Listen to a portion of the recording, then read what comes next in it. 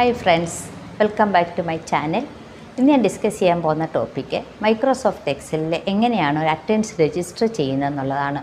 ഏതൊരു സ്ഥാപനത്തിൽ, school, college എന്നിവിടങ്ങളിലെല്ലാം attendance register എന്ന് പറയുന്നത് വളരെ ഇമ്പോർട്ടൻ്റായ കാര്യമാണ്. എത്ര പ്രസൻ്റ് ഉണ്ട്, എത്ര ആബ്സെൻ്റ് ഉണ്ട്, എത്ര ഹോളിഡേയ്സ് ഉണ്ട് എന്നിവയൊക്കെ നമുക്ക് റെക്കോർഡ് ചെയ്യേണ്ടത് വളരെ അത്യാവശ്യമായ കാര്യമാണ്. മൈക്രോസോഫ്റ്റ് എക്സലിൽ നമുക്ക് കൗണ്ട് ഇഫ് എന്നൊരു ഫംഗ്ഷൻ ഉപയോഗിച്ച് വളരെ ഈസി ആയിട്ട് നമുക്ക് ഈ അറ്റൻഡൻസ് രജിസ്റ്റർ ചെയ്തെടുക്കാൻ കഴിയും. അപ്പോൾ അതെങ്ങനെയാണ് ചെയ്യുന്നത് നമുക്ക് നോക്കാം. Okay, good luck. ഞാൻ എക്സൽ സ്റ്റാർട്ട് ചെയ്തു. അപ്പോൾ ഇത് നമ്മുടെ ഒരു അറ്റൻഡൻസ് രജിസ്റ്ററാണ്. 2024 മാർച്ചിലെ അറ്റൻഡൻസ് രജിസ്റ്ററാണിത്. ഇപ്പോൾ 1 to 31st ഡേ ഞാനിവിടെ എൻട്രി ചെയ്ത് വെച്ചിട്ടുണ്ട്. മാർച്ച് മാസത്തിലെ ഡേറ്റാണിത്. 1 to 31st എന്ന് പറഞ്ഞ ഡേറ്റാണ് ഇത്. അതനുസരിച്ചുള്ള ഡേ ആണ് ഇവിടെ ഞാൻ എൻട്രി ചെയ്ത് വെച്ചിട്ടുള്ളത്. ഡേ അടിച്ചിട്ടുണ്ട്. ഇത് എംപ്ലോയിയുടെ പേര്, ഇത് നമ്മൾ എംപ്ലോയിയുടെ നമ്പർ, എംപ്ലോയി നമ്പർ, ഇത് എംപ്ലോയിയുടെ പേര്, ഇത് പ്രസൻറ്റ് ആബ്സെൻ്റ് എന്ന് അടിച്ചിട്ടുണ്ട്. ഇത് നമ്മുടെ സൺഡേ ആണ്. സൺഡേ ഞാൻ ഹോളിഡേ എന്ന് പറഞ്ഞിട്ടാണ് ഇവിടെ അടിച്ചിട്ടുള്ളത്. എല്ലാ സൺഡേയും ഹോളിഡേ എന്ന് പറഞ്ഞിട്ട് അടിച്ചിട്ടുണ്ട്.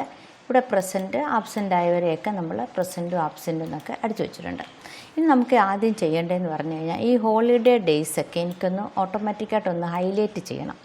ഈ ഹോളിഡേ ഡേയ്സ് ഇതാണ് ഞാൻ ആദ്യം ഉദ്ദേശിക്കുന്നത്. അപ്പോൾ അങ്ങനെ നമുക്ക് ഹോളിഡേ ഡേയ്സ് മാത്രം ഹൈലൈറ്റ് ചെയ്യണമെന്നുണ്ടെങ്കിൽ നമ്മൾ ഈ ഇത്രയും ഭാഗം നമ്മൾ സെലക്ട് ചെയ്തിട്ട് നമ്മളിവിടെ കണ്ടീഷണൽ ഫോർമാറ്റിംഗ് എന്ന് പറഞ്ഞുകൊണ്ട് നമ്മൾ കണ്ടീഷണൽ ഫോർമാറ്റിംഗ് എടുത്തിട്ട് ന്യൂ റൂൾ എന്ന് പറയുന്ന ഒരു ഫംഗ്ഷനുണ്ട്. ന്യൂ റൂൾ എടുക്കുക. എന്നിട്ട് ഇവിടെ നമുക്ക് use a formula to determine which cells to format എന്നൊരു ഓപ്ഷനുണ്ട്. അത് നമ്മൾ എടുത്തിട്ട് നമുക്കിവിടെ ഇങ്ങനെ അടിച്ചു കൊടുക്കണം. ഈസ് ഈക്വൽ ടു ഓർ എന്ന് അടിച്ചു കൊടുക്കണം. ഓർ ബ്രാക്കറ്റ് ഇട്ടിട്ട് ഏത് സെല്ലിനെയാണ് ഇത്, ഫ്രൈഡേ, ഈ ഒരു സെല്ലിനെ കാണിച്ചു കൊടുക്കുക. Cell is equal to Sunday ആണെങ്കിൽ, ഇൻവെർട്ടർ കോമയ്ക്കകത്ത് സൺഡേ ആണെങ്കിൽ നമ്മളിവിടെ ഈ ഒരു ഡോളർ സിമ്പൽ നമുക്ക് ഫിക്സഡ് ആക്കണ്ട. നമ്മളതിനെ അങ്ങ് ഡിലീറ്റ് ചെയ്തിട്ട് ഈ സൺഡേ ആണെങ്കിൽ ഈ ഫോർമാറ്റ് എടുത്തിട്ട് നമ്മളിവിടെ വന്നിട്ട് ഫില്ലെടുക്കണം. എന്നിട്ട് ഇവിടെ യെല്ലോ കളർ നമ്മളിവിടെ സെലക്ട് ചെയ്ത് കൊടുത്തു. എന്നിട്ട് ഓക്കെ പറയാം. എന്നിട്ട് ഒന്നുകൂടെ ഒന്ന് ഓക്കെ പറയുമ്പോൾ അത് ഓട്ടോമാറ്റിക്കായിട്ട് കണ്ടില്ലേ, നമുക്ക് ആ സൺഡേ മാത്രം അവർ ഹൈലൈറ്റ് ചെയ്ത് കാണിച്ചു തന്നു. ഇനി നമുക്ക് എന്താ ചെയ്യേണ്ടത്? നമുക്കിവിടെ വന്നിട്ട് ടോട്ടൽ പ്രസൻറ്റ് കണ്ടുപിടിക്കണം, ടോട്ടൽ ആബ്സെൻറ്റ് കണ്ടുപിടിക്കണം, ടോട്ടൽ ഹോളിഡേയ്സ് കണ്ടുപിടിക്കണം. ശരിക്കും പറഞ്ഞാൽ നമ്മൾ ഓരോന്നിങ്ങനെ പ്രസൻറ്റ് എത്ര പ്രസൻറ്റ് ഉണ്ടെന്ന് നമ്മൾ കൗണ്ട് ചെയ്ത് കണ്ടുപിടിക്കുന്നതിന് ഒരുപാട് സമയം എടുക്കും അല്ലേ.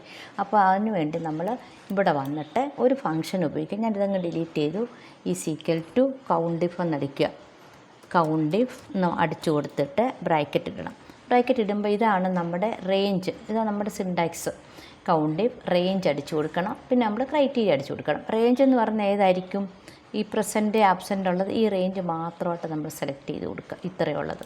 എന്നിട്ടൊരു കോമ ഇട്ടിട്ട് ഇൻവെർട്ടർ കോമയ്ക്കകത്തുള്ളിൽ നമ്മൾ പ്രസൻ്റ് എന്ന് അടിക്കുക. ക്യാപിറ്റൽ ലെറ്റർ തന്നെ അടിക്കാം. പ്രസൻ്റ് അടിച്ചു. ഇത് ബ്രാക്കറ്റ് നമ്മളിവിടെ ഓഫ് ചെയ്യുക. ഇതാണ് കൗണ്ട് ഇഫ് എന്നടിച്ചിട്ട് നമ്മൾ റേഞ്ച് കാണിച്ചു കൊടുത്തു. നമ്മൾ പ്രസൻ്റാണ് കണ്ടുപിടിക്കണമെങ്കിൽ ഇൻവെർട്ടർ കോമയ്ക്കകത്ത് പി അടിച്ചിട്ട് ഒരു എൻ്റർ അടിക്കുക. എൻ്റർ അടിക്കുമ്പോൾ ഓട്ടോമാറ്റിക്കായിട്ട് എത്ര പ്രസൻ്റ് ഉണ്ടെന്ന് കണ്ടു. എന്നിട്ട് നമുക്കിവിടെ വന്നിട്ട് അതൊന്ന് ഹൈലൈറ്റ് ചെയ്തു. അപ്പം ഇത്രയും പ്രസൻറ്റ് നമുക്ക് ഈസിയായിട്ട് കണ്ടില്ലേ, എല്ലാ പ്രസൻറ്റും ഈസിയായിട്ടാണ്. അതുപോലെ എത്ര ആബ്സെൻ്റ് ഉണ്ടെന്ന് നമുക്കൊന്ന് അറിയണം. അതും is equal to count if എന്നടിക്കുക. എന്നിട്ട് ബ്രാക്കറ്റ് ഇടുക. ബ്രാക്കറ്റ് ഇട്ട് റേഞ്ച് കാണിച്ചു കൊടുക്കുക. ആ റേഞ്ച് നമ്മൾ ഇത്രയും ഭാഗം കാണിച്ചു കൊടുത്തു. കോമ ഇടുക. ഇൻവെർട്ടർ കോമയ്ക്കകത്തുള്ളിൽ എന്ന് അടിച്ചു കൊടുക്കുക. എന്നിട്ട് ബ്രാക്കറ്റ് ഒന്ന് ക്ലോസ് ചെയ്തു. അപ്പോൾ നമുക്ക് എത്ര ആബ്സെൻ്റ് ഉണ്ടെന്നുള്ളത് കണ്ടോ, 5 ആബ്സെൻ്റ് ഉണ്ട്. നമുക്കത് വന്നിട്ട് നമുക്കിവിടെ വന്നിട്ട് കോപ്പി ചെയ്ത് കൊടുത്തു കണ്ടോ. അപ്പോൾ എത്ര ആബ്സെൻ്റ് ഉണ്ട് എന്ന് നമ്മൾ കണ്ടുപിടിച്ചു. അടുത്ത് നമുക്ക് എന്താ ചെയ്യേണ്ടത്? എത്ര ഹോളിഡേയ്സ് ഉണ്ടെന്നൊന്ന് കണ്ടുപിടിക്കണം. ഹോളിഡേ കണ്ടുപിടിക്കണമെങ്കിൽ ഇതുപോലെ തന്നെ is equal to count if എന്നടിക്കുക. ബ്രാക്കറ്റ് ഇട്ടു. അപ്പം റേഞ്ച് പിന്നെ നമ്മൾ ഇതേ റേഞ്ച് തന്നെ കാണിച്ചു കൊടുത്തു. ഇവിടെ വരെ കാണിച്ചു കൊടുക്കുക. എന്നിട്ട് കോമ ഇടുക. ഇൻവെർട്ടർ കോമയ്ക്കകത്ത് എന്തടിക്കണം? എച്ച് അടിച്ചു. ക്ലോസ് ചെയ്തു.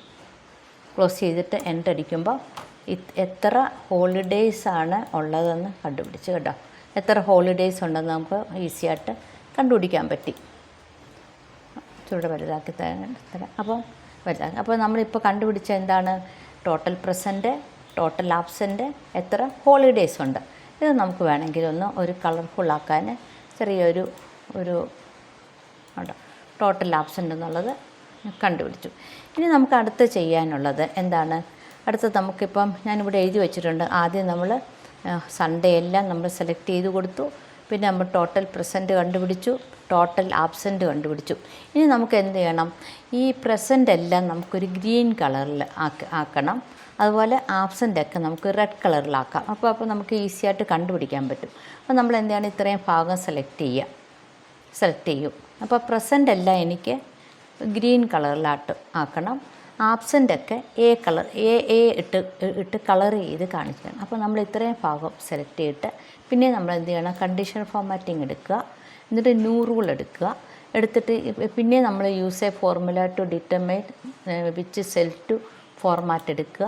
എന്നിട്ട് ഇവിടെ അടിച്ചു കൊടുക്കണം ഈസ് ഈക്വൽ ടു ഏത് സെല്ലാണ്? ഈ സെല്ലാണ് അല്ലേ? ഈ ഏതാണ്?